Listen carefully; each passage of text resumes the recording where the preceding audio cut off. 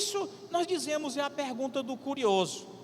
Agora, se nós observarmos esse texto, vamos lançar o versículo 24, o versículo anterior ao 23. Então, o que estava acontecendo? Segundo descreve o autor Lucas, então Jesus ali anunciando a palavra, alguém do meio da multidão faz essa interrogação a Jesus. E Jesus, no 24, Lucas capítulo 13, versículo 24, Lucas 13, 24, ele responde, conforme Lucas, àquela pessoa da seguinte forma: esforcem-se para entrar pela porta estreita, porque eu digo a vocês que muitos tentarão entrar e não conseguirão. Então a expressão muitos procurarão entrar e não conseguirão. Mas quando esse entrar? Quando a porta já estiver fechada. Porque nos dias atuais, no momento oportuno, todos nós temos a oportunidade de entrarmos a esta porta, que esta porta é Jesus. João 10, 10 ele diz: eu sou a porta, se alguém entrar por mim, entrará, sairá. Então, Jesus é a porta. Mas o curioso, ele não queria entrar nesta porta. A pergunta dele era meramente: quantos se salvarão? Quando nós vamos lá para Mateus capítulo 7, versículos 13 e 14, então o autor de Mateus, ele traz uma narrativa mais ampla deste momento de conversação. E Mateus capítulo 7, versículo 13 e 14, então, entrem pela porta estreita, pois larga é a porta, e amplo o caminho que leva à perdição, e são muitos, novamente, são muitos os que entram por ela, ou seja, a porta da perdição. 14. Como é estreita a porta e apertado o caminho que leva à vida. Aí agora, são poucos os que a encontram. Vamos pegar aqui o episódio lá da Arca de Noé. Durante 120 anos, Noé esteve anunciando a salvação que viria através da arca, e a destruição que viria através do dilúvio. Mas ninguém acreditou, somente a família ali de Noé, seus 3 filhos, suas noras, sua esposa e ele. Pois bem, mas no dia em que começou o dilúvio, e o anjo fechou a porta da arca, então todos creram. Mas eles creram no sentido de salvarem suas vidas da destruição. Mas a porta já estava fechada. Eles não puderam entrar. Nós podemos pegar esta narrativa, este episódio, este acontecimento do Velho Testamento e aplicarmos aos dias atuais. O Evangelho, ele é divulgado a todos é mostrado o caminho que conduz à salvação, que no caso Jesus, João 14, 6, ele diz: eu sou o caminho. Finalizando o versículo: ninguém vem ao Pai senão por mim, ou seja, Jesus é o único caminho esse anunciado pela manhã, meio-dia, à tarde, à noite, em todos os lugares. Mas as pessoas, elas ignoram esse caminho, assim como os antediluvianos ali, ignoraram aquelas mensagens que Noé trazia, ignoraram aquele aspecto tão grandioso da arca como ponto de salvação. A igreja hoje é a arca, o Espírito está na arca, na igreja. Se alguém adentra a igreja, ele é mergulhado no Espírito. Ele recebe o selo da salvação, que lhe é a garantia de entrada a esta porta às mansões celestiais.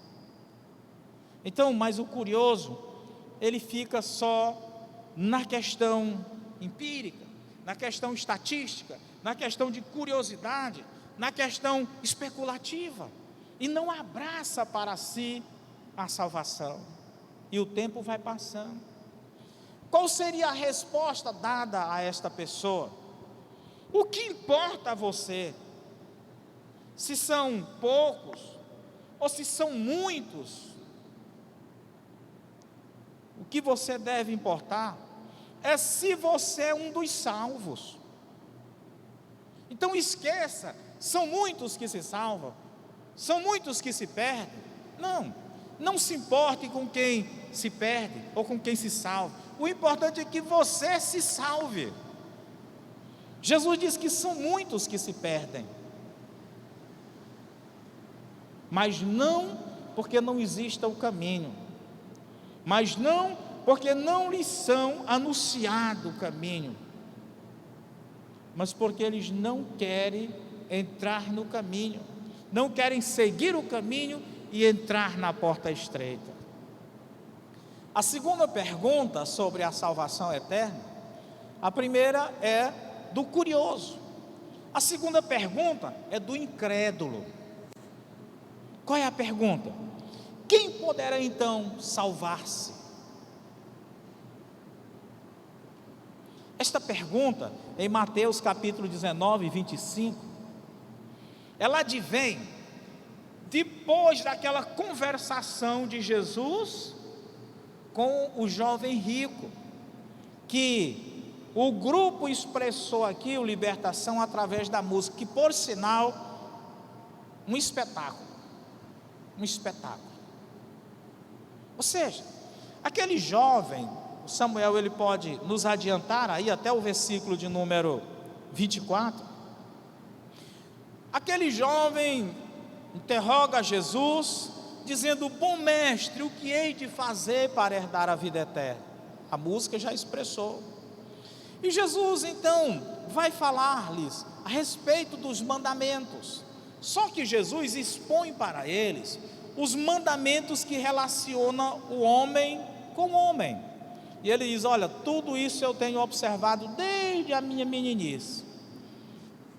Jesus não expõe para eles os mandamentos que relacionam o homem com Deus. E quando Jesus faz o teste final, dizendo: vai e vende tudo o que tu possui, distribui entre os pobres, depois vem e segue-me. Diz que aquele homem entristeceu e foi-se. Por que Jesus disse: vai e vende tudo o que tem, distribui entre os pobres? Porque Jesus sabia que o empecilho na vida dele era exatamente as riquezas. Ou seja, não estamos aqui dizendo ou querendo dizer que a riqueza, ela é uma dificuldade na vida de um ser humano. Ela pode ser uma bênção, ela pode ser uma maravilha, mas ela pode ser uma maldição. Isso quando o homem se apega no sentido de colocar a riqueza como um Deus na sua vida. E era exatamente o que aquele homem fazia. Ele era avarento, amante das riquezas. Então Jesus, vendo aquele obstáculo, disse: vai e vende tudo o que tu tens, distribui entre os pobres, depois vem e segue-me. E ele vai triste. Então após a saída daquele homem, então Jesus fala aí no verso 24: então, e digo ainda, é mais fácil passar um camelo pelo fundo de uma agulha do que um rico entrar no reino de Deus. Ora, irmãos, aqui é exatamente uma palavra difícil de se entender. Então, qual foi a conclusão ali dos discípulos, dos apóstolos? Então, todo rico vai para o inferno. E aí, Pedro toma a palavra e diz: quem poderá então se salvar? Ou salvar-se? Deixa-me ver como está aqui. E ouvindo isso, os discípulos ficaram perplexos, e perguntaram: neste caso, quem pode ser salvo? Opa, a Nova Versão Internacional já começa a melhorar a situação. Mas esta pergunta, ela é feita assim: quem poderá então salvar-se? Ou seja, o elemento fazendo a própria ação de salvação da sua vida. A pergunta, ela continua da mesma forma como o rico fez a pergunta: o que poderei fazer para ser salvo? A resposta de Jesus, ela está inclusa nisso. Não são as ações humanas, não são as qualidades humanas que qualifica o homem para entrar no reino dos céus. E aí vem a Igreja Católica, dando como porta, como caminho de entrar dos céus, a boas ações. Não é isso. Efésios 2, de 8 a 10, vai deixar claro que a salvação é pela graça de Deus. E que no versículo 10 vai dizer que as boas obras, elas são uma consequência da salvação, não que elas são qualificações para a salvação. Olha o que Paulo diz em Efésios capítulo 2, de 8 a 10. Porque pela graça sois salvos, por meio da fé. E essa fé, vou mudar um pouco, e esta fé não vem de vocês, é um presente de Deus. Continua, 9. Não vem das obras, para que ninguém se glorie. Quebra aqui a doutrina. Porque somos feituras suas, criados em Cristo Jesus para as boas obras, as quais Deus preparou para que andássemos nela. Então, as obras, elas são uma consequência da vida de um salvo, e não um alicerce para a salvação. Mas qual era a pergunta, tanto do rico como dos discípulos? O que eu posso fazer? Qual ação? Quais são as minhas qualificações que me darão direito à entrada às mansões celestiais? E Jesus diz: nenhuma. Senhor, então, como é complicado isso? Mas voltemos, Samuel, lá para Mateus 19, e vamos ao versículo de número 26, e aí vem a explicação, que já fora dada, conforme Paulo, em Efésios 2, 8 e 9, texto que nós acabamos de ler. Olha o que diz: e Jesus, olhando para eles, para os discípulos, disse-lhes: aos homens ser salvo é impossível. Ou seja, para o ser humano conseguir a salvação por mérito próprio é impossível, ninguém consegue. Mas a Deus tudo é possível. Então, meu querido que está aqui, meu querido que está nos ouvindo através das redes sociais, se você é um daqueles que está buscando a igreja verdadeira, você está buscando uma religião verdadeira, você está se esforçando para ser salvo, você está perdendo tempo. Nada do que você pode fazer poderá lhe garantir, lhe dar direito a entrar nas mansões celestiais. É uma ação meramente de Deus, baseado na fé salvífica que Ele nos dá. Então é muito simples. Qual é a dificuldade então? Mas eu queria fazer algo, porque neste mundo eu ganho um salário mensal, por quê? Porque eu trabalho. Eu sou reconhecido porque eu faço algo grandioso. Então tudo neste mundo é uma moeda de troca. Mas a salvação não é moeda de troca. Você crê e tem direito a ela. É simples. É simples. Então, como poderíamos responder, não só ao jovem rico, mas também aos discípulos, quanto a esta pergunta? Deus pode salvar a todos, seja rico, seja pobre. A riqueza não ajuda ninguém a salvar-se, tampouco a pobreza impede alguém de entrar nos céus. A mesma dificuldade que tem o rico, também tem o pobre, se não aceitar Jesus. E a mesma facilidade que tem o pobre, tem o rico, ou vice-versa, de entrar nos céus, se aceitar Jesus. Então, seu dinheiro ou sua pobreza não tem valor algum, mas a sua fé é em Cristo Jesus. Amém. E a terceira e última pergunta, porque o tempo se alonga, nós falamos que a primeira pergunta é a pergunta do curioso. Qual é a pergunta? Senhor, são poucos que se salvam? A segunda pergunta, nós falamos que é a pergunta do incrédulo. Quem poderá então salvar-se? Mas a terceira pergunta é a pergunta do ansioso. Atos 16:30, ele diz: que é necessário fazer para me salvar?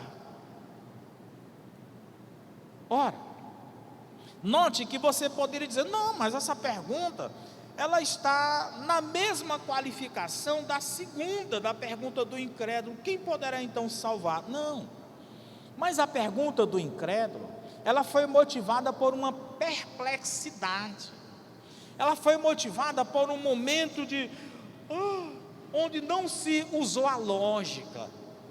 Essa aqui foi diferente, foi um momento de carência, foi um momento de necessidade, foi aquele momento que diz: olha, me diga como proceder, o que há, o que se pode. Não estava, ele estava aberto, porque era o carcereiro ali na cidade de Filipe.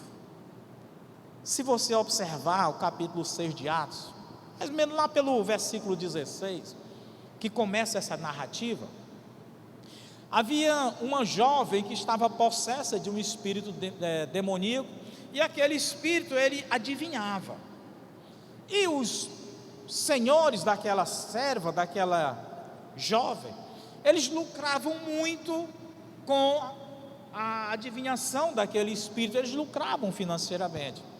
Bom, resumindo a história, Paulo terminou repreendendo aquele espírito que estava na moça, ela ficou curada, e os senhores dela, vendo que agora não tinha mais lucro financeiro, então ficaram chateados, levaram Paulo ali aos magistrados da cidade, que terminaram encerrando Paulo e Silas na prisão.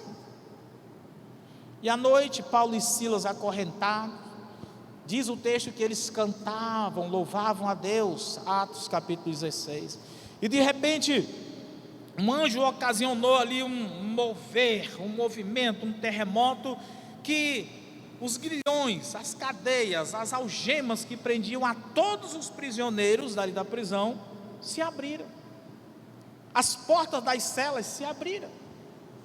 Quando o carcereiro tornou-se, que viu todas as celas abertas, ele disse: pronto, fugiu todo mundo, e ele ia se matar com a própria espada. Paulo e Silas dizem: olha, não te faça tal coisa, pois todos nós estamos aqui. Aquele homem, aquele carcereiro, ele sabia do porquê Paulo estava preso, ele tinha lido todo o relatório, ele tinha visto todo o episódio, ele sabia que Silas e Paulo eram homens de Deus. Mas agora, com aquele episódio, a sua fé chegou, a fé salvífica chegou. Ele disse: eu tenho que ser semelhante a esses homens, eu tenho que aceitar o Deus desses homens. E quando ele leva Paulo para a casa dele, então ele diz: o que posso eu fazer? O que é necessário eu fazer para eu ser salvo? Me diga como eu devo proceder, o que é então? E versículo 31, Samuel, Atos 16:31, Paulo diz, esse versículo tão conhecido, todos os crentes que evangelizam conhecem esse texto. E eles, ou seja, Paulo e Silas disseram: crer no Senhor Jesus Cristo e serás salvo, tu e a tua casa. Crer no Senhor Jesus Cristo, tu não precisa fazer nada, Tu não precisa trazer uma oferta expressiva financeiramente à igreja. Tu não precisa vestir uma roupa marrom durante meses. Tu não precisa andar descalço em promessa durante meses. Não, tu não precisa fazer nada disso. Simplesmente crer no Senhor Jesus Cristo. E aquele homem creu naquela noite. Não só ele, mas toda a sua família. Então, querido, 3 perguntas sobre a salvação. Qual seria a resposta então nossa para essa última pergunta, a pergunta do ansioso? É que Deus se deleita em responder a tal pergunta e a tal pessoa, porque não é uma pergunta capciosa, não é uma pergunta especulativa, é uma pergunta com a necessidade do âmago para uma resposta que lhe satisfaça o espírito, a alma, o corpo e tudo mais. E nesta noite, você pode perguntar a Deus: Senhor, é verdade o que o pastor está falando? É verdade que eu preciso crer verdadeiramente em Cristo? Se você fizer esta pergunta com sinceridade do coração, o Espírito de Deus vai responder a você instantaneamente, colocando a fé salvífica no teu coração. Mas se por acaso você veio só para ver o culto dos crentes, não vai funcionar. Então se derrame diante do Senhor, se deleite no Senhor. O salmista diz: deleita-te no Senhor. A palavra deleitar significa mergulhar no leite, se banhar com leite. Deixe nesta hora Deus falar. Então, crer no Senhor Jesus Cristo, e será salvo tu e a tua casa. Então, queridos, qual é a sua resposta diante da sua pergunta que já foi feita? A sua pergunta é uma pergunta de curioso? É uma pergunta de incrédulo? Ou é uma pergunta de alguém que está ansioso pela salvação? Alguém que diz: olha, eu tenho tanto desejo de ser um crente, eu tenho tanto desejo de ser uma pessoa transformada, eu tenho desejo de ser uma pessoa salva, mas até agora eu não sei como proceder. Pois a partir de agora você sabe. Você não sairá desse recinto esta noite e dizer: mas eu não sei o que fazer. É crer no Senhor Jesus Cristo. E aí vem a nossa pergunta final. Nesta hora você quer crer em Jesus como teu Salvador, como teu Senhor? Então o que é que você vai fazer? Levantar uma de suas mãos para que eu veja. E eu vou estar orando posteriormente por você. Daí eu pergunto: talvez você já creu, mas hoje encontra-se afastado.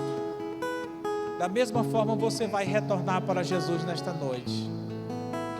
Onde está a primeira pessoa que quer fazer isso? Levante sua mão bem alta até que eu veja. Nesse simples gesto, você vai estar dizendo: pastor, eu estou entregando a minha vida a Jesus Cristo. Eu estou recebendo como Senhor da minha vida. Onde está a primeira pessoa que quer fazer isso? Talvez você esteja esperando o seu marido tomar a decisão para você tomar, ou talvez o marido esteja esperando a mulher tomar a decisão. Não, a decisão ela é individual, porque a salvação é individual. Então tome a sua decisão. Primeiro, tu crer no Senhor Jesus Cristo, e através da tua crença, do teu exemplo, toda a tua casa também será salva, diz o texto. Então eu pergunto: onde está a primeira pessoa que quer tomar esta decisão? Não tenha vergonha, não tenha medo. Essa é uma decisão de coragem, é uma decisão de quem quer morar nos céus, de quem quer viver a eternidade ao lado de Cristo Jesus.